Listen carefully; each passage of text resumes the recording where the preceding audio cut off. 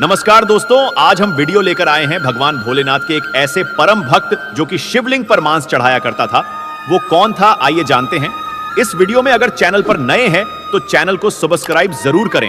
हिंदू धर्म में महादेव के एक से बढ़कर एक भक्तों का वर्णन मिलता है, किंतु उनमें से एक भक्त ऐसे भी थे जो किसी भी पूजा विधि को नहीं जानते थे।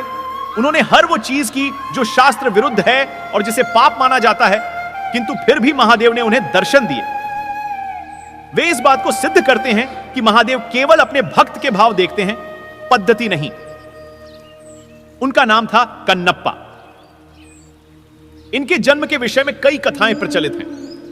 मूल रूप से ये एक तमिल भील परिवार में जन्मे।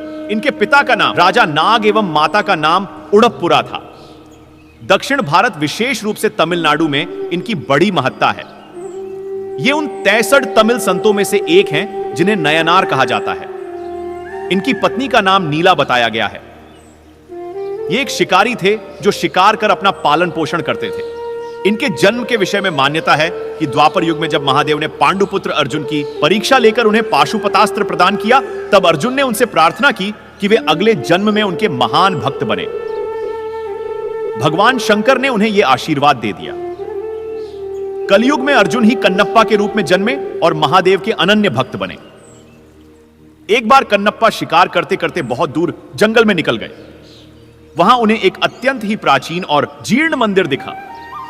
जब वे उस मंदिर के अंदर पहुंचे तो उन्हें एक दिव्य शिवलिंग के दर्शन हुए। उसके दर्शनों से ही कन्नप्पा के मन में शिव भक्ति का संचार हो गया। उन्होंने तुरंत ही उस मंदिर को साफ किया। उनके मन में उस शिवलिंग की पूजा करने का विचार आया, पर उन्हें शिव पूजा के बारे में कुछ पता नहीं था। तब उन्होंने सोचा कि महादेव को कुछ खाने और पीने को ही दे दिया जाए। यह सोचकर वे जंगल गए और एक शूवर का शिकार किया। उसे काटकर वे उसका मांस एक पत्तल में लेकर चले। दूसरे हाथ में उन्होंने एक पात्र में मधुमक्खियों के छत्ते से कुछ मधु इकट्ठा कर लिया। जल के लिए कोई और उपाय ना दिखा तो उन्होंने अपने मुंह में ही जल भर लिया। वे सामान लेकर मंदिर आए तो देखा कि शिवलिंग पर कुछ सूखे पत्ते टूट कर गिर गए हैं। उन्होंने अपने पैर से शिवलिंग से पत्ते हटाए। मुख में रखे जल से कुल्लाकर उन्होंने महादेव का अभिषेक किया। फिर उन्हें भोग के रूप में मांस और शहद अर्पण किया। हालांकि उनका ये कृत्य उचित नहीं था और वो सारी वस्तुएं भी पूजा के लिए निषिद्ध थीं, लेकिन उनका मन पवित्र था। उन्होंने जो कुछ भी किया वो पूर्ण भक्ति भाव से किया और महादेव को केवल उसी भाव का मोह था। उन्होंने प्रसन्न मन से उसका प्रसाद स्वीकार कर लिया। अब तो यह कन्नप्पा का रोज का कार्य हो गया। वो प्रतिदिन उसी प्रकार पैरों से पत्ते साफ कर मुंह के कुल्ले से शिवलिंग का अभिषेक कर उन्हें मांस और शहद अर्पण करने लगा। जंगल में एकांत में स्थित उस मंदिर में महादेव की पूजा करने एक पुजारी भी आते थे जो बहुत बड़े शिव भक्त थे। कन्नप्पा के पूजा करने के बाद अगले दिन जब वे आए तो देखा कि पूरे मंदिर में यहां मांस के टुकड़े पड़े हैं।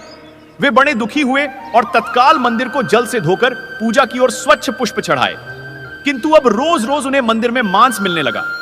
यह देखकर एक दिन उन्होंने निश्चय किया कि वे पता करके रहेंगे कि कौन है जो रोज मंदिर को अपवित्र कर देता है। यही सोचकर वो रात को वहां रुक गए।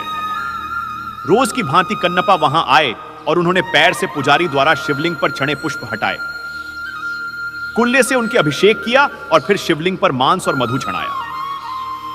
पुजारी मंदिर के एक कोने से छिपकर यह सब देख रहे थे। उन्हें यह देखकर बड़ा क्रोध आ रहा था। वे ये तो समझ गए कि कन्नप्पा ऐसा केवल भक्ति के कारण कर रहे थे, जानबूझकर नहीं, किंतु फिर भी उन्हें उसका कार्य बड़ा घृणित लगा। उसी समय उनके मन में विचार आया कि मैं इतने समय से शुद्ध चीजों से महादेव की पूजा करता हूं, फिर भी मुझे उनके दर्शन नहीं हुए। फिर भला इस घृणित पद्धति से पूजा करने वाले से भला महादेव कैसे प्रसन्न हो सकते हैं? वो पुजारी भी महादेव के भक्त थे, इसीलिए अपने भक्त का अभिमान भंग करने के लिए उन्होंने एक लीला रची। कन्नप्पा ने देखा कि अचानक शिवलिंग के एक आंख से रक्त बहने लगा है। अपने आराध्य की ऐसी दशा देखकर वो अत्यंत दुखी हुआ। उसने पास पड़ी जनी बूटियों को शिवलिंग के नेत्र पर लगाया, किंतु रक्त का बहना नहीं रुका। उसे समझ नहीं आया कि क्या करना है। उधर छिपकर सब देख रहे उन पुजारी को भी कुछ समझ नहीं आया। उन्हें लगा कि अवश्य ही कन्नप्पा के इस कृत्य से महादेव अप्रसन्न हो गए हैं और उनके नेत्रों से रक्त बह रहा है। उधर कन्नप्पा मारे दुख के रोने लगे। तभी उन्होंने सोचा कि यदि मैं अपनी एक आंख इस पर लगा दूं तो शायद रक्त का बहना रुक जाए। यह सोचकर उन्होंने अपने एक बाण से अपना एक आंख निकला और शिवलिंग के नेत्र पर रख दिया। इससे रक्त बहना बंद हो गया। कन्नप्पा की प्रसन्नता का ठिकाना ना रहा। तभी शिवलिंग के दूसरे नेत्र से रक्त निकलने लगा। अब तो कन्नप्पा को इसका उपचार मिल चुका था, इसीलिए उसने अपने दूसरे नेत्र भी निकालने का निश्चय किया। तब उसे ध्यान आया कि दूसरा नेत्र निकालने पर तो वो कुछ देख नहीं पाएगा, फिर यह स्थान पर नेत्र कैसे लगा पाएगा। यह सोचकर उसने अपने पैर का अंगूठा शिवलिंग के नेत्र पर रखा, ताकि वो नेत्रहीन होकर भी अपने नेत्र सही स्थान पर लगा पाए। फिर जैसे ही उसने अपने बाण से अपना नेत्र निकालने का यत्न किया, महादेव ने स्वयं प्रकट हो उसका हाथ पकड़ लिया। अपने आराध्य के दर्शन होते ही कन्नप्पा उनके चरणों में गिर पड़ा। महादेव ने उसके दोनों नेत्र ठीक कर दिए। तब बाहर छिपकर सब देख रहे ब्राह्मण भी अंदर आकर महादेव के चरणों में गिर पड़े।